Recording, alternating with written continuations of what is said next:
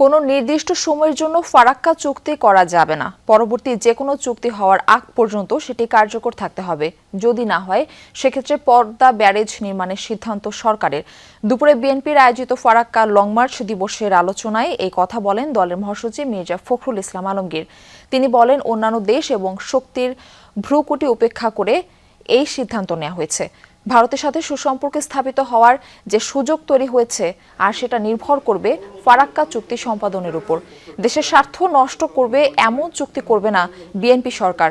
আলোচনা সভায় দলের স্থায়ী কমিটির সদস্য গয়েশ্বর চন্দ্র রায় বলেন, ফারাক্কা ইস্যুতে দল, ধর্ম, মত নির্বিশেষে সবাইকে এক জায়গায় আসতে হবে।